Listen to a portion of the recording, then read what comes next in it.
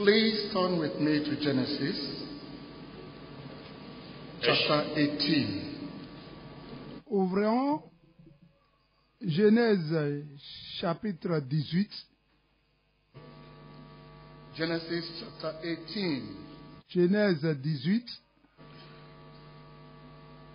We read from verse 17 Genèse 18 to 19. à partir du verset 17.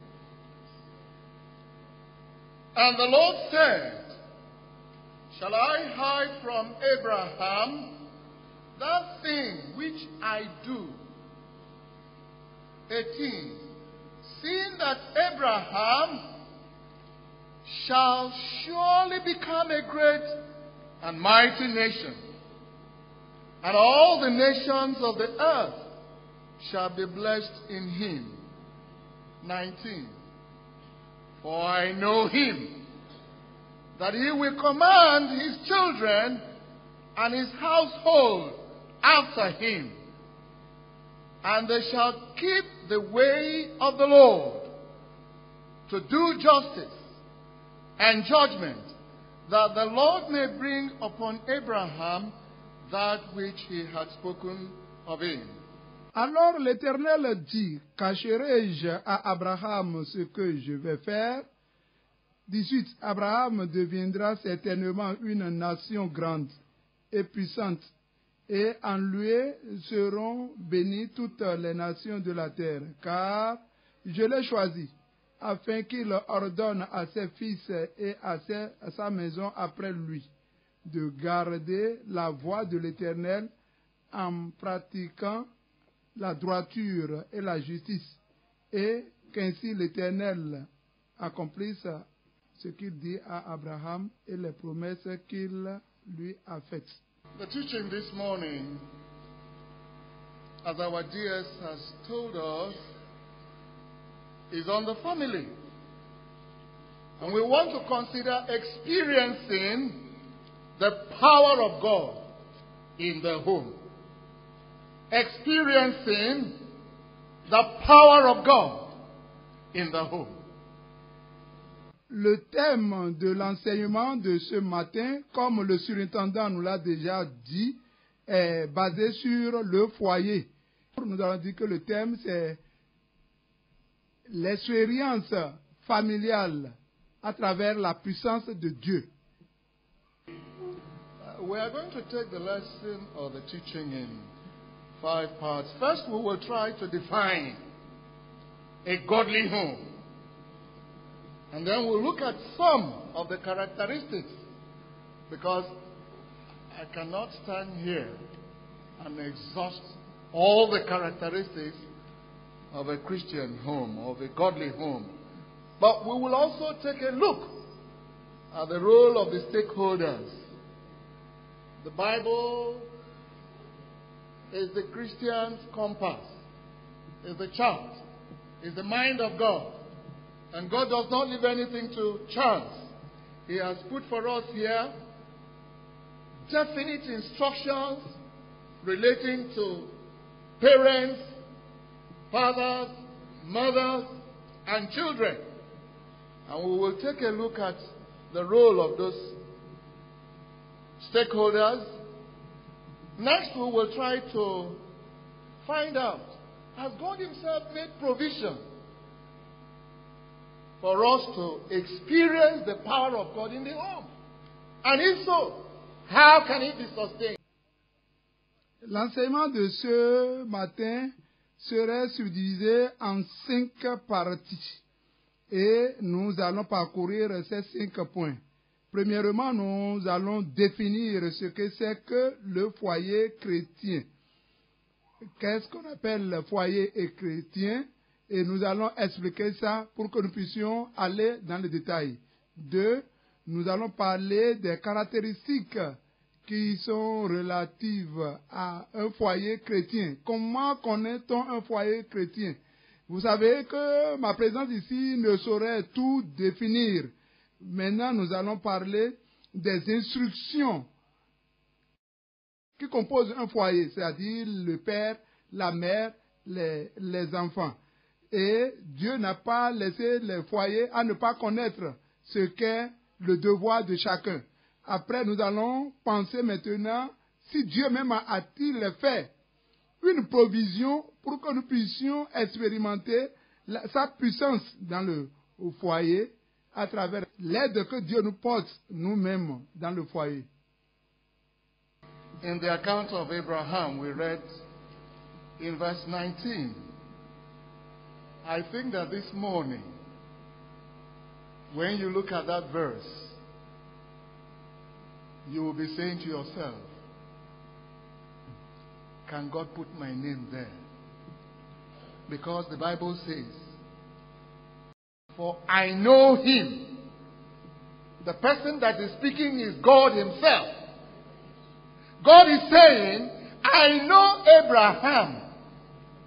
How do I know him? I know him because he's connected with me. I know him that there is a covenant relationship. How do I know him?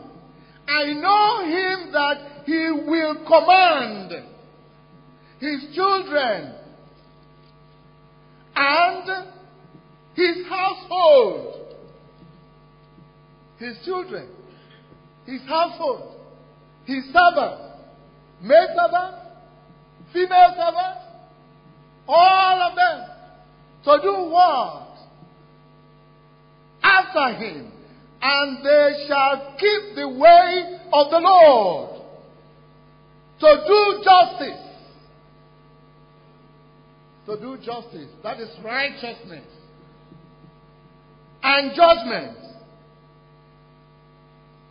I want to stop there. Maintenant, quand nous prenons le récit concernant Abraham, au 19e verset, si nous parcourons bien ce verset, nous allons vouloir que notre nom soit substitué à celui d'Abraham. Parce que celui qui parle là, il dit, je le connais. Et ce je-là, c'est Dieu lui-même. Dieu dit qu'il le connaît. Il le connaît pourquoi? À cause de ses relations personnelles avec Dieu. Il le connaît. Comment? Parce que Abraham est connecté avec Dieu. Abraham a lié une alliance avec Dieu. Dieu le connaît parce qu'il dit qu'il va donner des ordres à ses fils et à sa maison. Il donnera des ordres à ses serviteurs, à ses servantes, pour qu'ils puissent pratiquer la justice et le jugement. La justice dont nous parlons, ça parle de la fidélité avec Dieu. Et le jugement, ils feront les choses selon les recommandations de Dieu. That is Abraham in the Old Testament. Can we quickly turn to Acts of the Apostles, chapter 10? Quand on parle d'Abraham dans l'Ancien Testament, allons voir également Actes des Apôtres, chapitre 10. I read from verse 1. Je vais prendre la lecture à partir du premier verset. There was a certain man in Caesarea called Cornelius, a centurion of the band called the Italian band, a devout man, and one that feared God with, underline, all his house, which gave much alms to the people and prayed to God always. Il y avait à Césarée un homme nommé Corneille, centenier dans la cohorte dite italienne. Cet homme était pieux et craignait Dieu avec toute sa maison. Il faisait beaucoup d'aumônes au peuple et priait Dieu continuellement.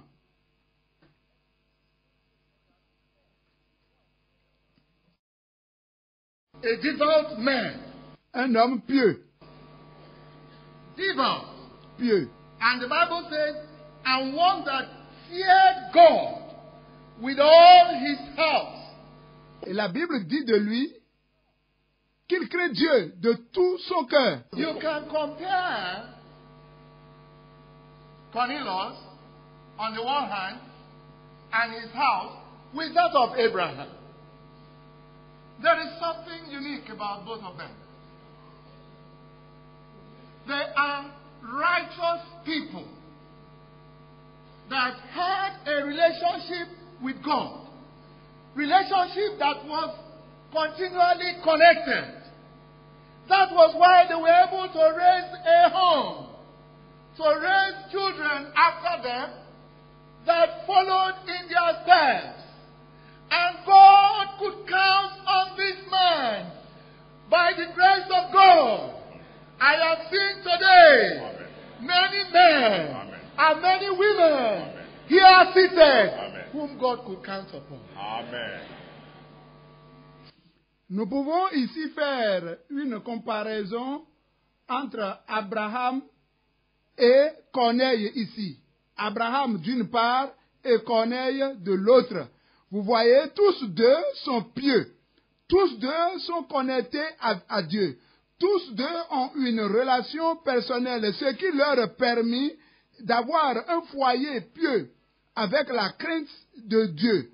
Ma prière, c'est que ce matin, aussi nombreux que nous sommes, que Dieu ait confiance en nous pour que nous puissions avoir un foyer pieux dans nos localités. And so it is very easy very simple for us, drawing from this, to define a godly home as one that describes one whose members are saved from their life of sin and they are living consistent Christian lives.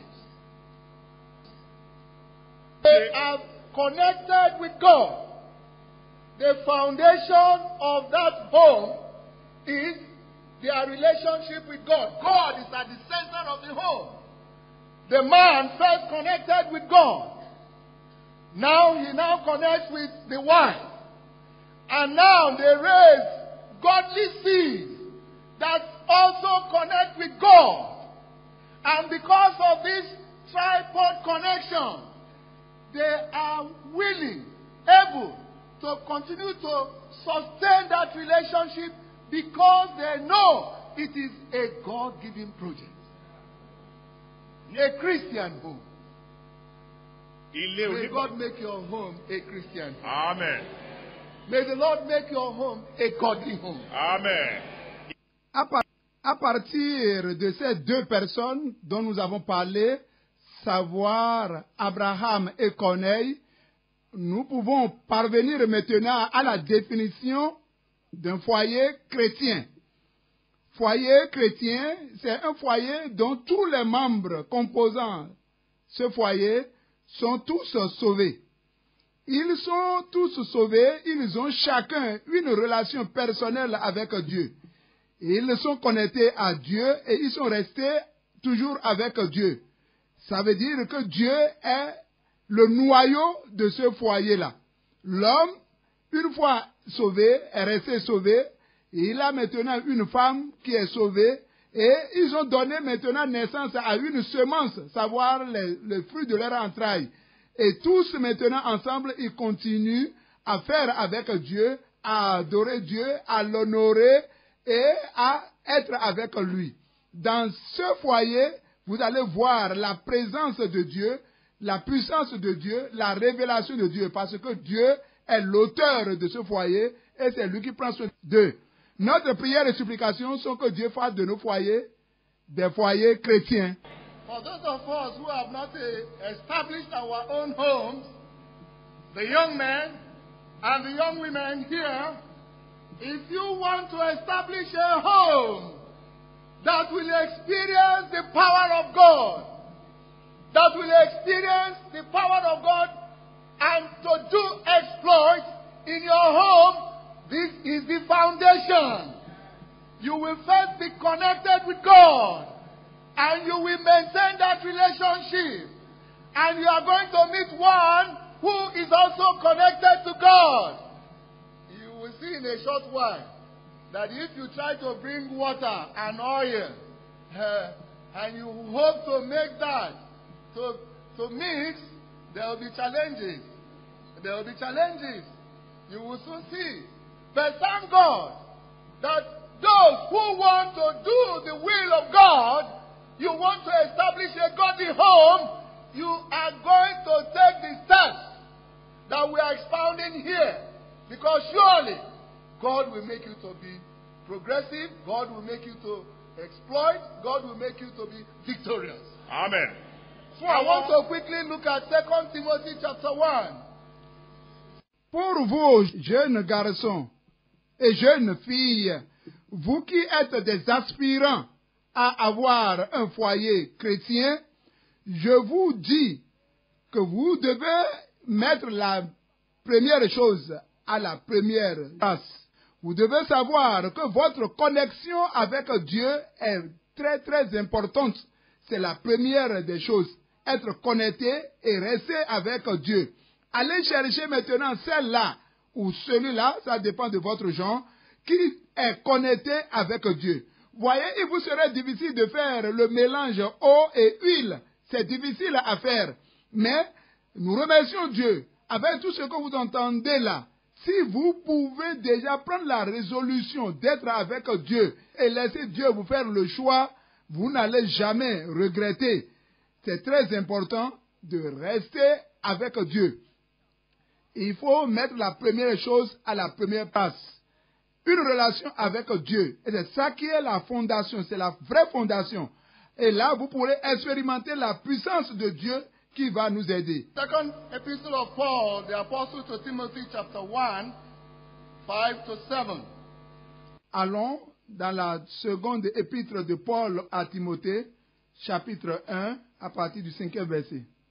When I call to remembrance the unfeigned faith that is in thee, which dwelt first in thy grandmother Lois, and thy mother Eunice, and I am persuaded that in thee also.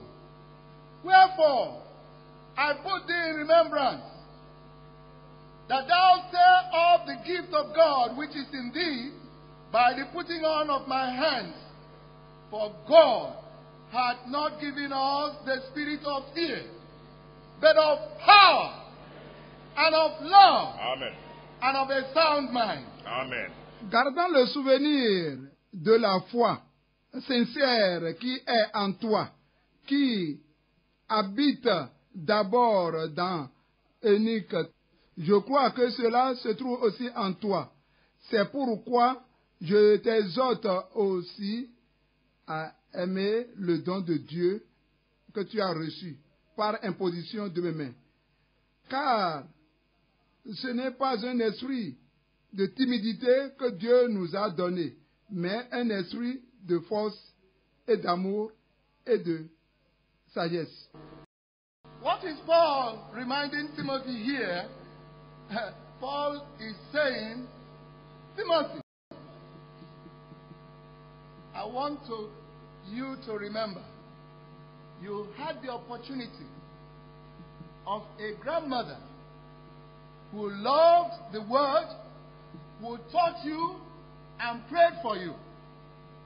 Beyond that, you also had a mother who was very much interested in that your spiritual welfare. Herself having benefited from the mother, and they have planted this word. This love of God has been planted in your heart. If I should ask, the account of Timothy is that of one who has experienced the power of the gospel through how many generations? 3 generations.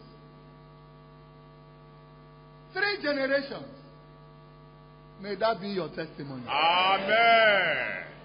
Timothy had the privilege of being brought up by a mother, a God-fearing mother, a God-loving mother, who would not stop at anything to ensure that this child gets the truth. No wonder when Paul was now referring to him, because this man, having been raised by godly parents, he had become a stalwart Christian, and God could count on him. Amen. You see, it is possible. It is possible to raise children who fear the Lord, who will go with you all the way until we make the pearly gates. Amen. Il est possible d'élever des enfants et des arrière-petits-enfants qui peuvent rester avec nous et avec Dieu jusqu'à la fin. Ici, Paul est en train de rappeler à Timothée qu'il a eu un grand privilège dans sa vie. Savoir qu'il avait une grande mère qui a craint, qui était pieuse et qui a prié et qui a adoré Dieu et qui a prié pour lui. Plus que ça, sa maman, qui était élevée par sa grand-maman, était restée sous la grand-maman. Et cette maman-là également aime Timothée, prie, instruit Timothée. Et voyez maintenant, si nous allons comparer tout ça là, nous allons voir que Timothée a grandi dans la piété. Il a maintenant été quelqu'un là qui est comme un héros de la foi. Il a connu 3 bonnes générations de personnes pieuses.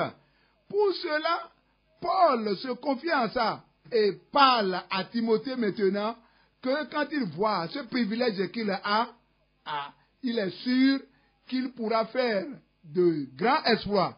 Nous aussi, nous pouvons avoir ce privilège-là que Dieu nous donne, cette grâce-là, d'enseigner nos enfants et nos petits-enfants, afin que nous serons pour eux un exemple, un pilier, et voir nos enfants, nos petits-enfants, nos arrière-petits-enfants qui ont grandi en Christ. Let us look at some characteristics of a godly home. Nous allons maintenant parcourir certains des caractères d'un foyer chrétien. You can actually look at the family of Timothy, of Cornelius, of Abraham, and you can see certain things immediately come to fore. Et après avoir parcouru les foyers d'Abraham, de Corneille, de Timothée, nous allons voir qu'il y a certains points qui leur sont communs. Certains points qui leur sont communs. Donc, à travers ça, là, nous allons parler de certaines I've caractéristiques. mentioned the first one. Number one is that they chose to fear and serve God. They knew the God of heaven. They had connection with the God of heaven. And they maintained that connection. And not only that, they were determined to fear nothing else than that God. The fear of the Lord is the beginning of wisdom. La première chose, c'est que tous ont craint Dieu. Ils ont craint Dieu, ils ont choisi d'adorer Dieu. Ils ont choisi d'être avec Dieu, connectés avec Dieu. Ils ont choisi de n'adorer rien que Dieu.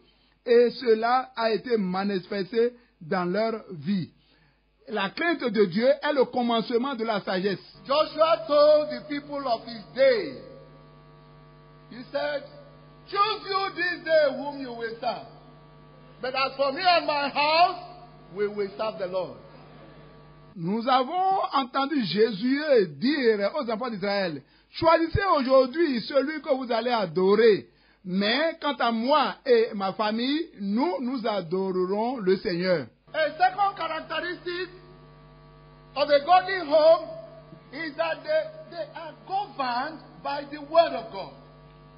Le second point, c'est que dans le foyer The chrétien, instruction that God gave, or the account he gave concerning Abraham, he said, I know him, that he will do what? He will teach his household after him. The importance of the word cannot be overemphasized. When that home has been established, when the fear of God has been established in that home, what will sustain that fear of God and the love of God is the study of the word. In Malachi 3:16, we are told that they that fear the Lord, they did what? Speak. They spake often one to another. The Lord heard it and hearkened. And a book of remembrance was written before him for them that fear the Lord and that thought upon his name. The love of God, the word of God. When a home that has been established makes the word of God their chart, their compass, lays emphasis on it, and begins to walk by that precept, that is a home that will maintain godliness, that will have exploits. donc le second point, c'est que ce foyer-là a choisi de s'adonner à la parole de Dieu. Laisser la parole de Dieu les guider, les orienter. Comme nous l'avons dit dans Genèse, Dieu dit, je connais Abraham, parce qu'il va instruire sa maison, ses enfants, dans la crainte de Dieu et dans sa justice. Donc, c'est dire que ceux-là, ils ont choisi de se donner à la loi, à la parole de Dieu. Quand nous prenons un foyer, une fois qu'ils sont unis maintenant, la parole de Dieu devient le noyau de ce foyer. Tout ce qu'ils veulent faire, ils le font à travers la parole de Dieu. Ils seront puissants.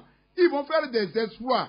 Comme nous l'avons entendu dire dans Malachie 3, verset 16, que ceux qui craignent l'Éternel se parlèrent l'un à l'autre. Le Seigneur fut attentif et il écouta. Et un livre de souvenirs fut ouvert pour ceux-là qui craignent l'Éternel et qui font sa volonté. Vous voyez, quand nous nous donnons à la loi de Dieu, quand nous donnons à sa parole, nous allons faire des exploits, nous serons puissants et nous serons un bon foyer sur qui Dieu peut compter. Donc, tout foyer qui veut avoir de succès ne doit pas mettre de côté la parole de Dieu. Colossians chapter 3, Colossiens 3, verse 12. Colossiens 3, 12. That will bring us to the third characteristic. Et c'est cela qui va nous conduire au troisième Colossians caractéristique. chapter 3, verse 12. Put on, therefore, as the elect of God, holy and beloved, bowels of mercy, kindness, humbleness of mind, meekness, long-suffering. What is this telling us? Mutual understanding. A home that has been set on the foundation of God, the man and the woman, they will have mutual understanding, love for one another, care for one another, respect for each other. The Bible says, Paul is telling these people of God that we should put on what? Bowels of mercies. That is what the man is dealing with the wife, the woman in dealing with the husband in dealing with the children, is in what? Care, respect, love. He said, kindness, humbleness of mind, meekness, long-suffering. 13, forbearing one another and forgiving one another. If any man have a quarrel against any, even as Christ forgave, so do ye also. These people that have been established, don't forget, we are still on this side of the planet. We are still wearing this flesh. We cannot do it of our own. So we need all the grace of God. How will it come? As we share this word, as we give ourselves to the understanding of the word of God, as we determine that this is what will rule our home, God's grace will abound for us. Amen. Colossiens 3, verset 12. Ainsi donc, comme des élus de Dieu, saints et bien-aimés, revêtez-vous d'entrailles de miséricorde, de bonté, d'humilité, de douceur et de patience. Donc dans le foyer, nous devons avoir de bonnes relations les uns envers les autres, d'amour, de patience, d'humilité. Nous supportons les uns les autres. Et en tout ce que nous faisons, ça doit être basé sur la parole de Dieu. Et le verset 13, supportez-vous les uns les autres. Et si l'un a sujet de se plaindre de l'autre, pardonnez-vous réciproquement, de même que Christ vous a pardonné, et pardonnez vous-même. Donc nous devons pardonner les uns les autres. The next characteristic we want to talk about is love. And when we talk about this love, we are talking of unselfish, sincere love. Love is the foundation of the home. God is love. God is love. And love rules the home. Donc le troisième point, ça parle de l'amour. L'amour, un amour parfait, un amour concret, un amour qui s'ouvre de tout son cœur à tout le monde. Dieu est amour. Donc, Dieu veut que nous soyons aimables l'un pour l'autre. Et l'amour, c'est la fondation de bon foyer. We know that in Genesis 2:24, we are told that therefore shall a man leave his father and mother and shall cleave unto his wife, and they twain shall become one flesh. They leave father and mother. When they leave father and mother and become joined, they make marriage vows they make pledges one for another. They are never to be separated. The thing that is the driving force there is the love in their heart. But again, you want to see that if one is going to live with somebody for the rest of his life as a companion that he chooses, then we can understand how important it is for that person to seek the face of God, to seek to know the mind of God, to be sure that this family I'm about to establish, this person I'm about to get into relationship with, is the one God has chosen for me. Donc, dans Genèse 2, verset 24, il est dit, c'est pour cela que l'homme quittera son père et sa mère et s'attachera à sa femme. Et les deux deviendront une seule chair. Ça veut dire, ils vont abandonner le père, la mère, et ils sont unis. Ils deviennent une seule chair. L'amour les unit. L'amour les maintient. Donc, si vous devez quitter votre père et votre mère et aller vous attacher à une personne, il est très important, capital, que vous recherchiez d'abord la volonté et la face de Dieu pour savoir que c'est celui-là ou bien c'est celle-là que Dieu vous a choisi. Et quand Dieu vous le choisit, et nous avons connu sa volonté, l'amour qui est en Dieu et qui s'infiltre en nous, nous aidera maintenant à rester toute notre vie pour cette personne, afin que rien ne nous sépare. To have the kind of home that these characteristics will be manifest, I am saying it is important to start it right. Young people that are here, young women and young men, those who have not started, you want a family where God will rule and where yourself, your partner or your spouse, and the children following after you will be able to make the portals of glory. You must start it right. We often tell young people, go and pray and be sure that this person you're trying to choose, pray that it is the mind of God. We say we should pray through. And some people say no, they want to see through. Let me tell you, when you see through, like Samson saw through. He left the people of God. He went to the Philistines. He picked up somebody. At least he thought he had found what he was looking for. But what was the end result?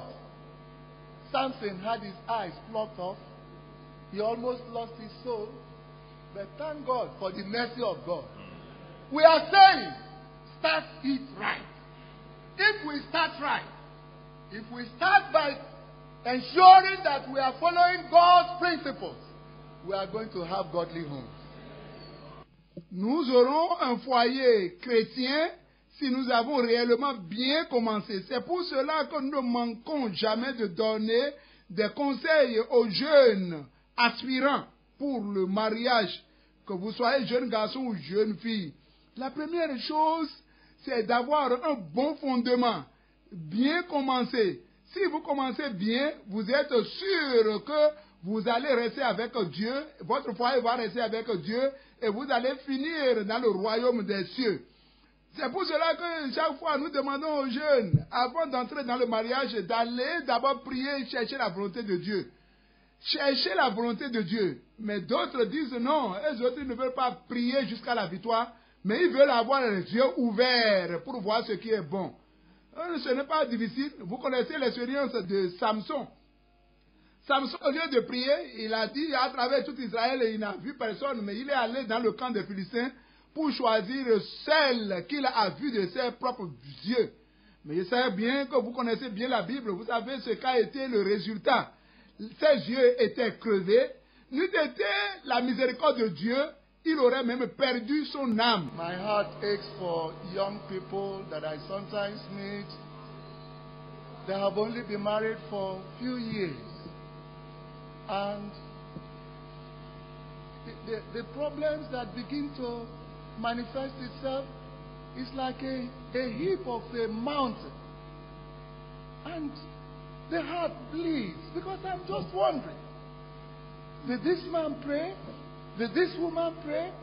Yes, you said you prayed. But how come? Few months, few weeks, or few years, one person is already turning his back on the other. Did they have the right foundation? Mon cœur saigne souvent pour ces foyers qui ne tiennent pas. Ils ont commencé à peine quelques années plus tard. Il y a déjà des catastrophes, il y a déjà des problèmes dans ces foyers-là. Et l'un l'autre ne s'entendent plus. Quand vous les voyez, mais avant que vous ne vous engagiez, vous ne liguiez cette alliance-là, est-ce que vous aviez prié? Il dit, non, ils ont prié. Hein, ils ont prié. La seule chose que nous pouvons faire, nous, c'est de les aider en prière. Mais vous avez prié? Ils disent, oui, ils ont prié. Maintenant, ils se font dos. Et ils ne s'entendent plus. Ils sont prêts maintenant à claquer la porte.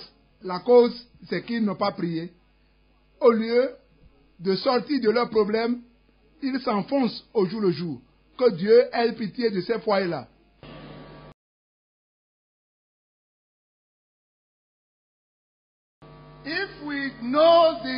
If we know God's guidelines and stay with the boundaries that God has given to us, we shall be saved.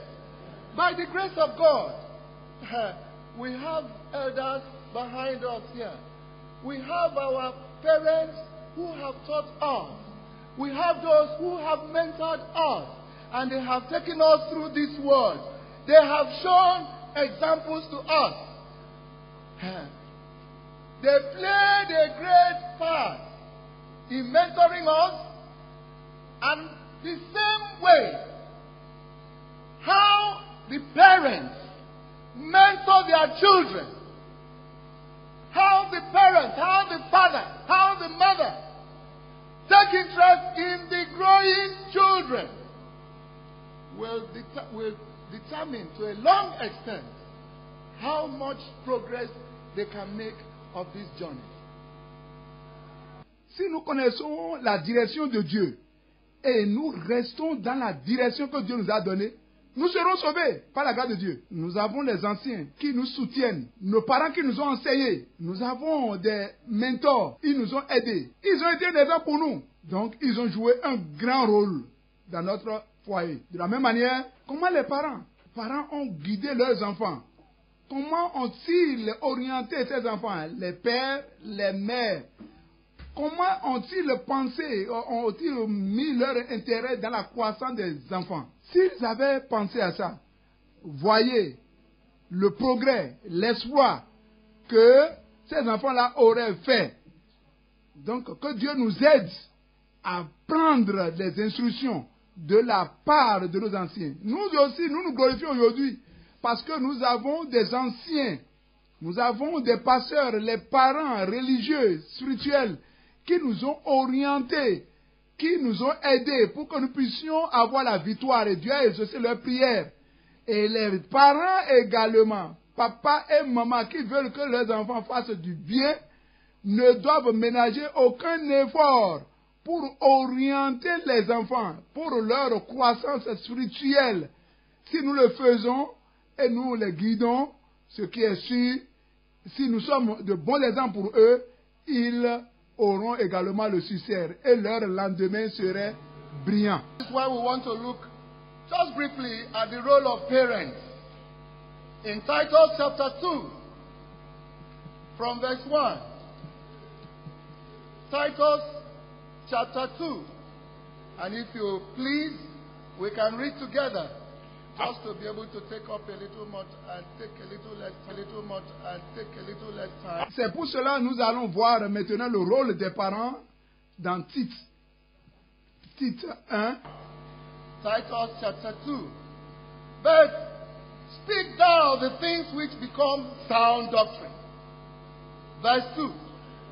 That the aged man be sober, grave, temperate, sound in faith, in charity, in patience. Aged men, you are here today. Are you seeing your own responsibilities? Verse 3. The aged women likewise that they be in behavior as becometh holiness, not false accusers, not giving too much wine, teachers of good things. 4, that they may teach the young women to be sober, to love their husbands, to love their children. I stop there.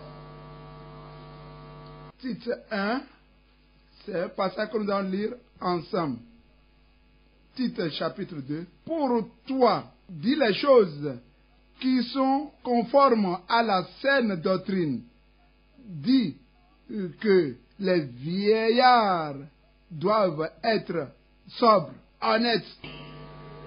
The Bible is telling us here parental responsibilities. That of the mother, father. First of all, the aged women. In verse 3, mothers, they are to do something. They should teach the younger women. What are they to teach them?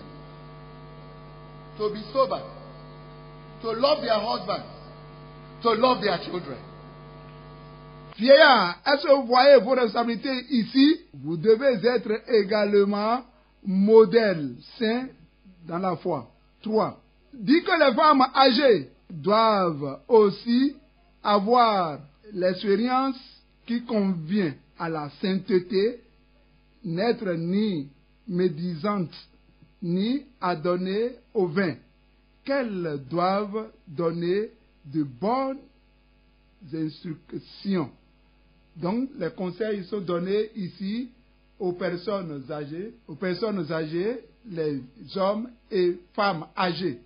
Les responsabilités parentales, la responsabilité des mères, des pères, premièrement, les femmes âgées. Verset 3. Il est demandé aux femmes âgées d'enseigner les jeunes femmes à être sobres, à aimer leur mari et aimer également leurs enfants. Ici, nous avons parlé de la responsabilité des parents. Donc, la responsabilité des personnes âgées et la responsabilité de tous les enfants. Les parents doivent enseigner les jeunes à avoir de bons comportements. Ils doivent être sobres. A woman that has been taught in her home, that has been taught house chores, that has been taught basic home training. Remember, this woman or young woman who will go to a man's house to establish her own home, it is not when she has come to the age of 15, 16, 17 or 18 that we begin to teach her how to take care of the home, that we begin to teach her how to sew or how to cook. Why are we mentioning this? Because sometimes it is the inability of this woman to meet the requirements of this home training, the requirements of being able to deliver in her husband's house, especially in this our 21st century. It is often the reason for problems of various kinds. And God is reminding our mothers what role, what we have to do. Une femme qui est instruite et à qui on a enseigné les devoirs domestiques, à qui on a enseigné tous les devoirs nécessaires du foyer. Rappelez-vous, cette femme-là, cette jeune femme, qui maintenant va dans un autre foyer pour établir son propre foyer. Ce n'est pas maintenant quand on a l'âge de 15, 16, 17 ans qu'on va commencer par lui enseigner comment prendre soin du foyer. On commence par lui enseigner comment préparer, comment nettoyer. Non, ce serait déjà trop tard. Parfois, c'est parce que la femme est incapable de faire ce que le foyer demande qui amène les difficultés. Maintenant, dans ce 21e siècle, vous voyez, donc c'est l'incapacité de la jeune mariée de prendre soin du foyer maintenant, qui est cause des problèmes que nous voyons en ce 21e siècle. Et c'est pour cela qu'on demande maintenant à ces personnes âgées de bien instruire leurs enfants avant qu'ils ne s'engagent dans le mariage. And unfortunately, sometimes when these problems arise, instead of the woman to go back to God or to try to settle things with her husband, sometimes you see that some young people will immediately run back home. They want to go and complain to this person or to that person. Some of the challenges they have in the home, the first person they tell, sorry, if I have a problem with my wife, the place where we discuss that issue is in the bedroom. But what do you find today?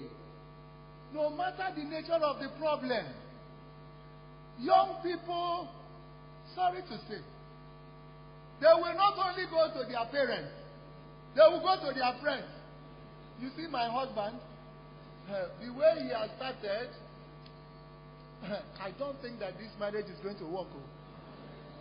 The way he's behaving, these days, he does this, he does that, he does this, he does that. By the time you have carried your husband to the public place, and you expect that same person to come back to the home and to show love and to show care. Oh, may God help us. Amen. Donc quand les problèmes arrivent dans ces jeunes foyers, avec ces jeunes couples, au lieu d'aller à l'hôtel, au lieu d'aller à l'hôtel prier et résolver ce problème-là, vous les voyez, prennent leur habit et c'est direction chez les parents ou bien chez les amis pour se prendre. Regardez le mari là, regardez la femme là, regardez ce qu'elle a fait. Hein? Ils vont vers les amis. C'est une femme ça, ou bien c'est un mari ça. Je ne suis pas sûr que nous irons à bout. C'est grave. Mais quand vous avez des problèmes au foyer, comme moi, c'est dans la chambre à coucher que nous trouvons des solutions à ce problème-là. Donc, tu as passé dans toutes les chambres, dans toutes les maisons, pour te plaindre de ton mari ou bien de ta femme. Mais tu reviens à la maison, tu veux maintenant qu'il y ait de l'amour, pardonne-moi, et je m'excuse pour l'avoir dit, après avoir ventilé tout. C'est très mauvais. Que Dieu ait pitié de nos jeunes. And unfortunately, some of these mothers who have not taken the pain to teach, because that's what the Bible is telling us here. Those aged women, the aged women, we are to teach. We are to teach them to be discreet, to be keepers at home. Instead of telling them, my daughter, that home is your home. See, a good woman builds her home. I am praying for you. Go back there. They will not do that. They will stay here. I know what I spent. I know what I did to get you to this level. When you do that, are you building your home? If your own home was like that, would you have that child? Would you have him or her grow and nurtured in the fear and love of God? Ce qui est regrettable, c'est que ce que nous attendons de ces grandes femmes-là, ces grandes mères-là, quand leurs filles reviennent vers elles pour se prendre de leur mari, au lieu de les enseigner selon la loi de la Bible, ma fille, assieds-toi, voici ce que Dieu a dit. Toi, en tant que jeune femme, tu dois construire ton propre foyer. Au lieu de leur dire, non, assieds-toi, il faut le laisser. Hein, je sais ce que ça m'a coûté pour t'élever jusqu'à ce point, à ce point-ci. Abandonne l'homme là. Mais si toi, tu avais été traité comme ça, ou bien c'était comme ça là, est-ce que tu vas élever cette fille-là jusqu'à ce point-là? Au lieu de le faire, c'est regrettable, c'est regrettable. On les fait asseoir et on les décourage. Au lieu de les instruire pour aller reconstruire leur foyer, c'est très mauvais, c'est pitoyable. Que Dieu ait pitié de ces grandes femmes qui agissent de telle manière-là. Thank God that when we follow God's word and His commandments, we get marvelous help. Our correct. homes will experience heaven on earth. Amen. Nous remercions Dieu parce que quand nous nous laissons à la direction de Dieu et ses instructions, nous avons toujours une vie victorieuse et nous parvenons toujours à bout parce que Dieu vole toujours à notre secours. Notre vie serait semblable à celle du ciel. Thank God that there is assignment for everybody. God does not just look at the women alone.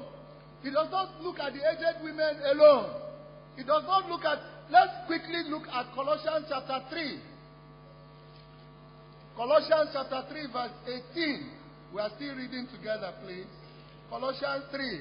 Nous remercions Dieu qui a des devoirs pour chacun, chaque membre du foyer. Ce n'est pas seulement pour les femmes. Regardons également Colossiens chapitre 3. 18. Wives, submit yourself unto your own husbands. If I stop there, wives, the Bible injunction is that the wife should do what? Submit. You hear that song? Submission. Submission. When the woman submits in the home, because she's willing to build her home. I am not saying the man would have been an angel. I am not saying the man would have been the best. But of course, if you want your man to be your king, what are you going to do? You will be the queen. Donc, 18. Femmes, soyez soumises à vos maris, comme il convient dans le Seigneur. Si je m'arrêtais là, femmes, à ce point-ci, les femmes doivent être soumises. Et on parle de la soumission. La soumission. Quand la femme est soumise dans le foyer, parce qu'elle a la volonté de construire, je ne veux pas dire que votre mari deviendra un ange ou bien un chef. Mais quand vous voulez que votre mari soit considéré comme un roi, traitez-le comme un roi. Oh yes. Forgive me. Even when I dress up in the morning, I want to leave the house. I go and stand in front of my wife. How do I look? Can I go out? She can say, change this one or change this. Even to the top type of tie that I want to use, she's going to say, no, use this one. That one is too sharp. That kind of relationship, it builds, it encourages. Wives, submit unto your own husband. We don't have much time, but I want you to take note of this. That God has not spared the husband. In verse 19, husbands. In fact, when I call husbands, I want you to answer. Husbands, love your wives. Love your wives. Pardonnez-moi. Femmes, soyez soumises à vos maris. Prenez bien note de ça. Dieu n'a pas épargné les hommes également. Il a dit, Marie, répondez, répondez, Marie. Marie, répondez. Aimez vos femmes. Aimez vos femmes. Et ne vous aigrissez pas contre elles. You see, the husband that loves the wife, there are so many things that he will not be taught. Care, love, to buy little things, to do this or that for her. He doesn't need anybody to tell him. Why? There is love. There is love. But some men, they say, I am the head of this home. The Bible says you must submit. Whether I am doing what I ought to do or I am not doing it, the Bible says you must submit. Husbands, love your wives. It is an injunction of God. The Bible also says, he said, and be not bitter against them. I will not read the other passages, but you want to know that God does not want you to be bitter against them, and the reason is very, very important.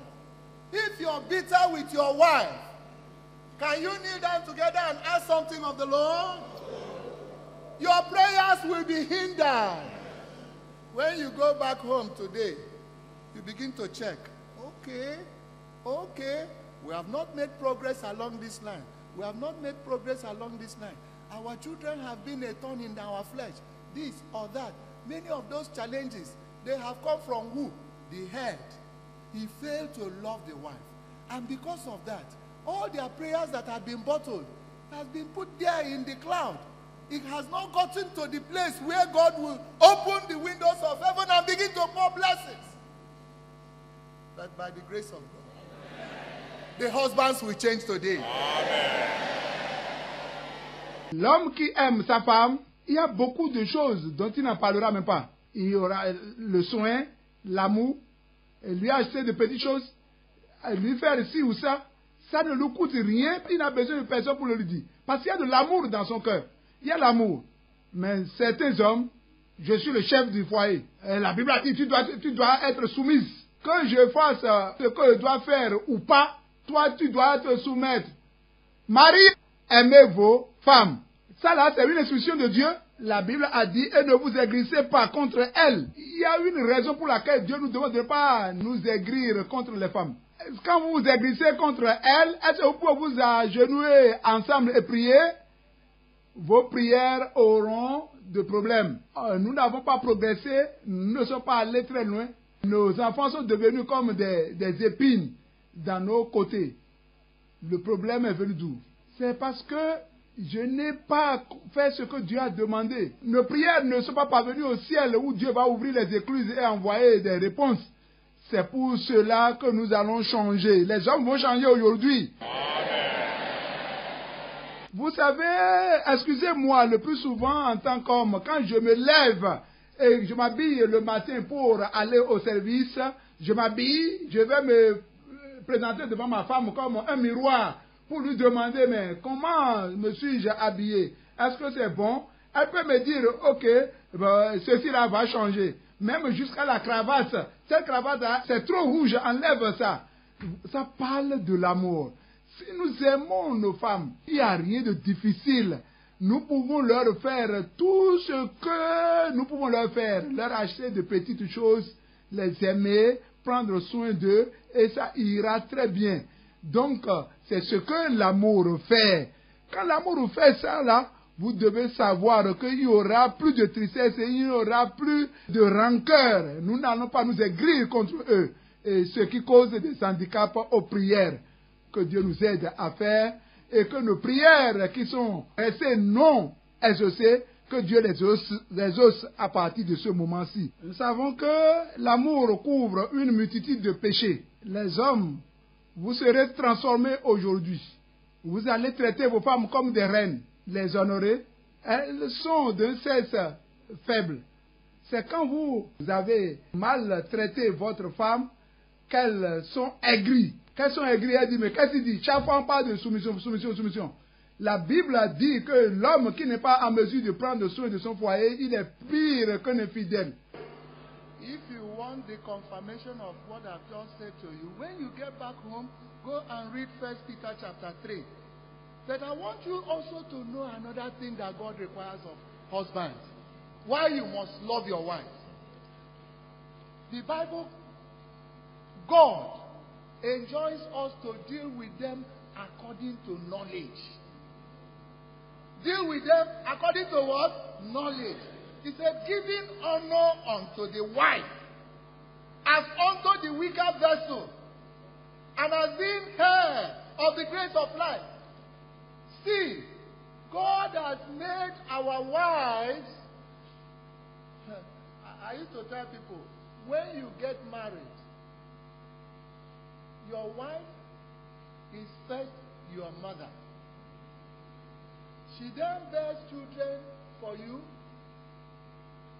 The children are your children. Not so? When the children have left you, as they have left me now, Your wife turns round and becomes what again? Your mother. So, our wives are our mothers for life. That is why sometimes, they have this challenge. When small frictions arise and some people try to take their place, they of course, they feel threatened. They feel there's a challenge. But where there is love, thank God that love covers the multitude of. Amen. Husbands, you are going to have a change of heart today. Amen. You will begin to treat your wives as queens. Amen. To honor them. The fact that they are weaker vessels doesn't mean that it is when you have pushed a woman to the wall that she now says, wait a minute. Every day, submit. Husband, the Bible says that a man that is unable to provide for his home, he said it's worse than an infidel. What have you provided? But if there was love, if there was understanding, if the man was treating her like a queen, she is the one managing the home. Even when things become difficult, she will say, I know. When you had it, you provided. But now that it is not there, God will help us. Amen. Husbands, love your wives. Marie, aimez vos femmes. Aimez vos femmes. Pour la confirmation de ce que je vous ai dit, vous pouvez retourner à la maison et lire 1 Pierre chapitre 3. Et quand vous arrivez, à partir du verset 7, vous allez confirmer ce que nous avons dit là. Et une autre raison pour laquelle Dieu veut que nous aimions nos femmes, c'est que Dieu veut que nous les traitions avec sagesse comme un sexe faible. Quand nous nous marions, nous devons savoir que nos femmes deviennent nos mamans. Et dans le fil des temps, elles nous donnent des enfants qui deviennent nos enfants. Mais le moment viendra, ces enfants-là vont grandir, nous abandonner, comme mes enfants m'ont déjà abandonné maintenant. Et elles deviennent toujours votre mère. Donc nos femmes sont nos mamans à vie. Elles sont nos mamans à vie. Si nous les aimons et que nous les traitions comme des reines, il leur serait facile de rester avec nous, de demeurer avec nous. Mais quand nous sommes toujours méchants, aigris, tu dois t'humilier.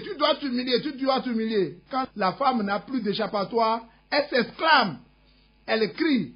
Quelle soumission? Parce que celui qui ne peut pas prendre soin de son foyer, il est pire qu'un infidèle. Vous savez, la femme, elle est compréhensible. Elle sait que cet homme-là pourvoyait toujours au foyer. Quand la condition devient difficile, elle sait supporter aussi. Elle dit, non, ne t'inquiète pas. Je sais que quand tu en avais, tu donnais. Maintenant, c'est le temps qui est arrivé, ça ira. Elle sait, ça c'est l'amour, ça. Donc, traitons-les. Hommes, je sais que vous allez changer aujourd'hui. Et vos foyers vont changer également pour avoir de foyers paisibles. Children. Les enfants. Are they here? Est-ce que vous êtes ici? Children. Les enfants. Obey your parents in all things. Obéissez à vos parents en toutes choses. This is well pleasing. C'est ça, la volonté de Dieu. Honor your father and your mother. Honore ton père et ta mère. That something will happen. Et quelque chose se passera. That it may be well with you. That your days may be long. Réussir et que tu auras une longue vie.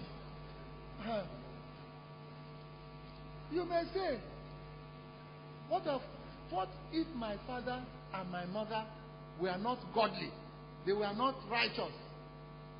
Some of us who came from homes where our fathers did not know the true light of the gospel, the little light they had, my father will call us, my son, it shall be well with you. Amen. I will buy a small parcel for my mother. Small. Having come from a very wretched home, very poor people. Just a little thing to my mother. My mother will say, kneel down here. My son, it shall be well with you. Amen. You will get a good wife. Amen. You will raise godly children. Amen. You see all these things you're doing for me? I said, Mama, what have I done? He said, God will do more than that. Your children will do more than that. The blessing of a father is important, oh. Children, obey your parents, oh. Enfants, obéissez à vos parents. Ça, c'est la recommandation de Dieu. Vous pouvez être en train de vous dire, mais nous qui n'avons pas de parents pieux, ou papa ou maman ne sont pas dans l'évangile. Oui, mais nous qui sommes devant vous, nous sommes venus des maisons incrédules. Mais je remercie Dieu, que parce que Dieu nous a transformés, la lumière de l'évangile que Dieu nous a donné et qui a lui sur la vie de ces parents-là, fait que ces parents-là, quand nous allons les voir, nous avons la bénédiction de leur part. Quand je vais voir papa et je lui trouve un petit cadeau ou un petit cadeau à ma maman, oh, mon fils, que Dieu te bénisse. Tu vas prospérer. Tes enfants te feront également de grands choses. Je dis, mais maman, mais qu'est-ce que je vous ai fait? Il dit, ce que tu m'as fait là, tes enfants te feront de plus.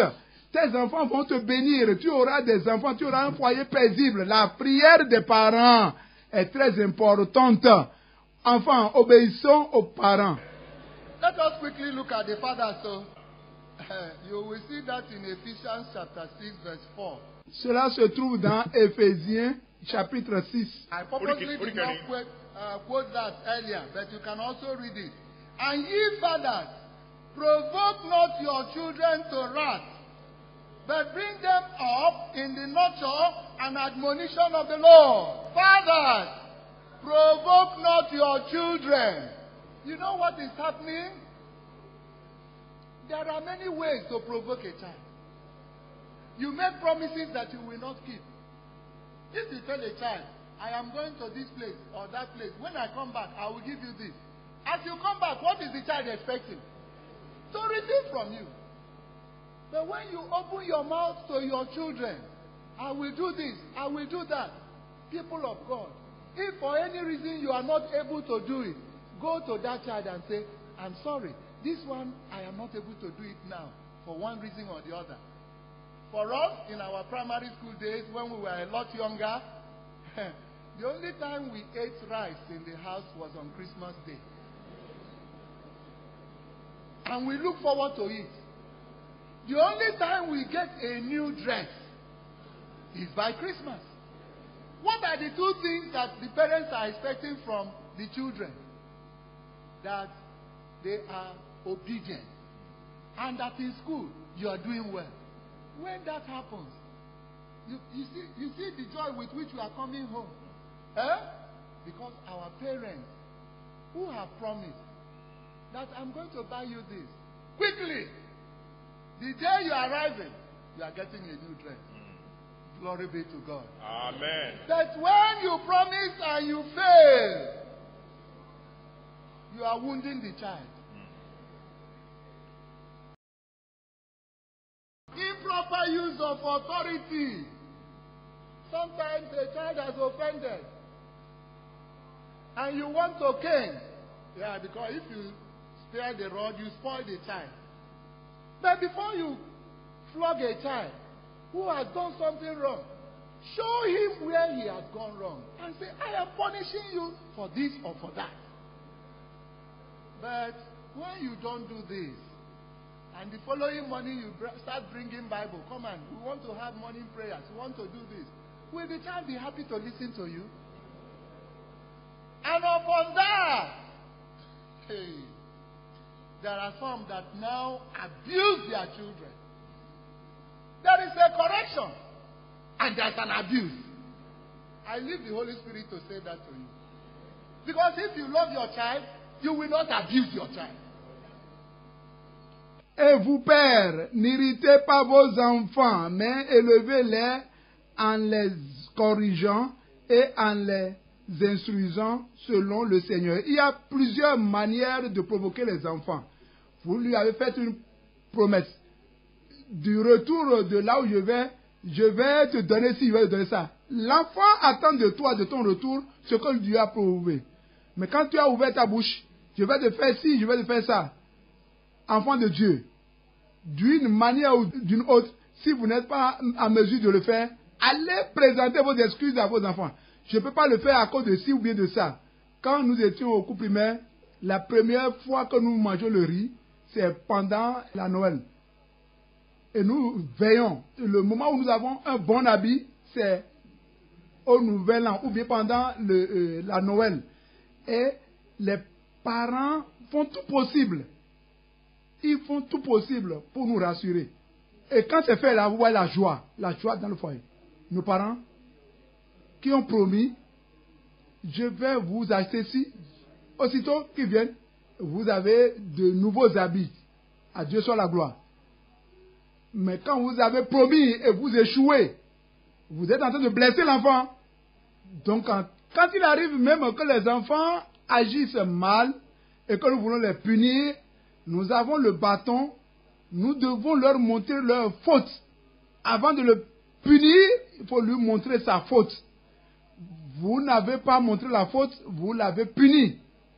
Le matin, vous le réveillez pour venir lire la Bible ou bien à prier. Est-ce qu'il sera content?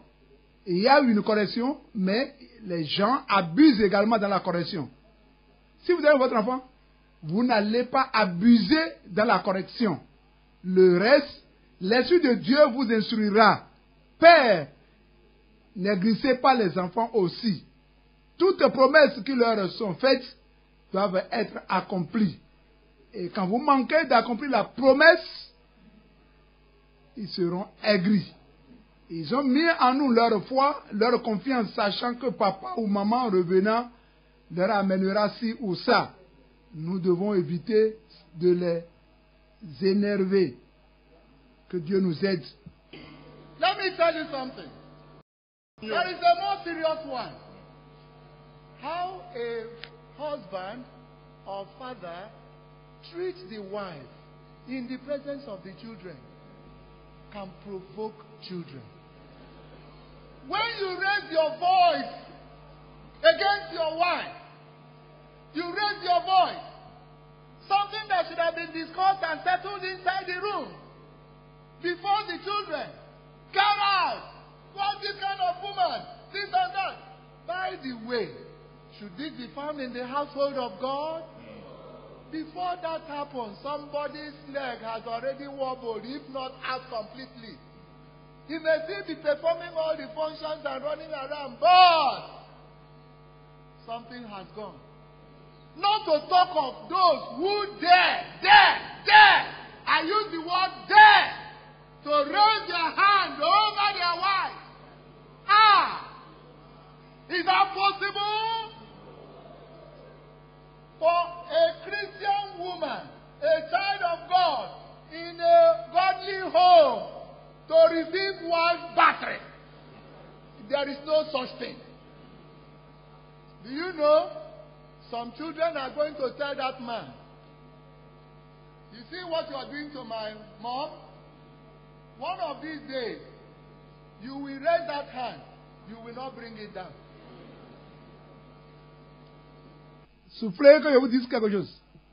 Et c'est très important. Une autre chose, et qui est pire, dont nous voulons parler, et qui amène les parents à attrister les enfants, c'est la manière dont le père traite la maman devant ses enfants. C'est mauvais exemple. Quand il y a un malentendu, et on insulte la mère, on l'humilie, on la renvoie, on la rejette. Mets-toi de côté. Et quel genre de femme es-tu? D'autres maris iront jusqu'à lever leurs mains et à sceller des coups à leurs femmes. Est-ce qu'on peut entendre ça dans un foyer chrétien? Loin de là. Vous le faites, les enfants sont attristés. Et quand c'est répété, il y aura un jour où l'enfant dira à ce père, il y aura un jour quand vous allez lever encore cette main-là sur notre main, et cette main-là ne reviendra plus en bas. Père, est-ce qu'on peut entendre ça dans un foyer? Ça veut dire qu'il y a quelque chose qui s'est déjà passé. Celui-là peut continuer à être ministre, pasteur, faire les fonctions ecclésiastiques, mais il n'est plus avec Dieu. There's another way the man is provoking the child. Forgive me. We are asked to set the right example before our children. Is it not so? I was told of a story of a man who used to sneak out in the night to go to the beer parlor. One of the nights as he was going, he turned back. Who was following him? His son. And the boy said, Dad, beware. I'm going to where you are going. In this present age, this 21st century, they will do more than that. Set the right example before your children. You will win them. Amen.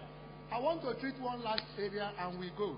Une autre chose que nous devons savoir, nous devons laisser de bons exemples devant nos enfants. Et l'exemple parle beaucoup. Quand nous avons de bons exemples, nous allons gagner leur vie. Je parle de l'histoire d'un homme. Un homme, chaque nuit, il se glisse dans une chambre pour aller prendre la bière ou bien les boissons enivrantes. Un jour, il allait dans la nuit noire, il regarda derrière et de son enfant qui était derrière. Et papa, ne t'inquiète pas, je vais là où tu t'en vas aussi. Donc, de bons exemples sont des exemples que les enfants aussi nous copient. The happiest home. Le foyer le plus heureux. I'm sure that is what all of us are looking for. Nous voulons tous un foyer heureux, non? The happiest home. Le foyer le plus heureux. A genuine Christian home is a home where there is no fighting, no quarreling, no bickering. You know, where the father sets the example. There's another little thing that they say in some area of Igbo land. They said, Oseegu neloye onesu. When children, when they dance, even the adults, when they are dancing, you know what? They look at the lead dancer. If he turns his hand like this, they turn like that. If he does like this. So, the children, your children, they are watching you day and night. When you call for morning prayers, how you behave at home and how you now behave in church, when they see the differences, they have written off. They say, Baba, agabagebe ni won o. Otebu ne eloyo ne eso. If you want a home that will be beautiful by the grace of God, we can turn to God. I want to give you some tidbits. If we do our part, God is going to do the rest. Amen. Husbands and wives, this one is not restricted to only one gender. When you get home, what I want you to do, you know that where Cain, what it has failed to do, let me tell you what can work. I love you. I love you. Mo fẹ́ràn rẹ. You are the best thing that happened to my life. Ìwọ lohun tó dára jù tó ṣẹlẹ̀ sí mi. I tell my wife, if there is another life after this one, before we get to heaven, I will still look for you. Amen. Mo máa ń sọ Tell fún your wife, I am glad I married you. Amen. Use the expression, thank you. Do you know that some parents do not know, or some fathers, they do not know the word sorry? Am I right? Some people do not know the word sorry. They can teach you about restitution from now till tomorrow. But they themselves can never turn to their child and say, son, I am sorry. Tell your child, I am sorry. Use the courteous words. Please. Please. Listen without interrupting. When your wife is talking, listen. When your child has come from school to give you news about what is happening at school, listen. Somebody may be bullying him. Somebody may be doing a terrible thing. When you leave them at home and go to work, you don't know what is happening at home. You have left them with maids. When they are talking, please, please, please be patient. Listen to them. And then give them pet names. Give them some pet names. Give your wife a pet name.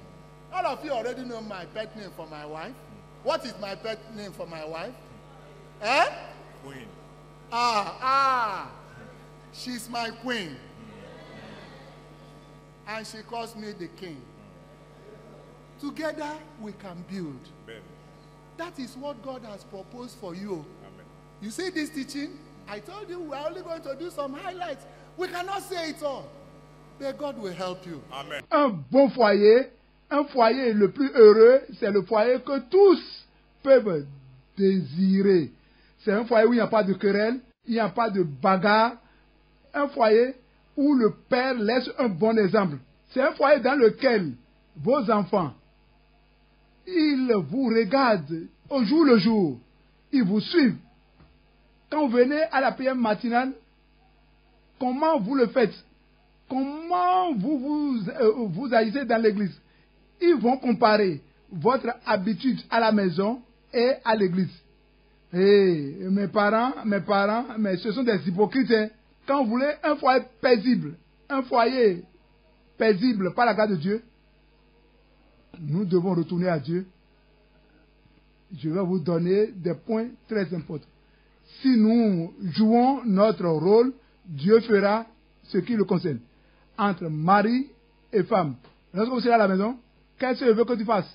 Il faut tenir la main de votre femme et dites-lui, je t'aime. Je t'aime. Je dis à ma femme, s'il y a une autre vie après celle-ci-là, avant d'aller au ciel, je vais toujours te chercher, rechercher. Dis à ta femme, je suis très content de t'avoir prise comme femme. Exploitez l'expression merci. Il y a certains parents qui n'ont pas le mot je m'excuse. Je m'excuse. Ils n'ont jamais d'excuse. Ils peuvent parler de la restitution du matin jusqu'à demain. Mais eux-mêmes, ils ne peuvent jamais faire face à leurs enfants ou bien à leurs femmes pour dire je m'excuse. Dites à vos femmes je m'excuse. Utilisez ces mots-là. Excuse. Il faut écouter. Il faut écouter attentivement. Quand ta femme te parle, il ne faut pas l'interrompre. Quand votre enfant revient de l'église, de l'école, et vous donne des nouvelles, il faut l'écouter. Quelqu'un lui aurait fait quelque chose de mauvais. Quand vous êtes parti au service, vous ne savez pas ce qui s'est passé à la maison ou à l'école. Vous les avez laissés à la maison avec les serviteurs. Quand ils parlent de grâce, il faut être patient et les écouter attentivement. Il faut leur donner des noms. Vous connaissez le mot d'amour de ma femme. J'appelle ma femme reine. Et elle m'appelle roi. Ensemble, nous pouvons construire. Et c'est ce que Dieu a pour toi. Cet enseignement, on ne peut pas tout dire. Mais Dieu va t'aider. Dieu va guérir nos foyers. Dieu fera de nous des foyers heureux. God will heal our homes. Amen. God will make us to be successful. Amen. We'll close by singing hymn number 482.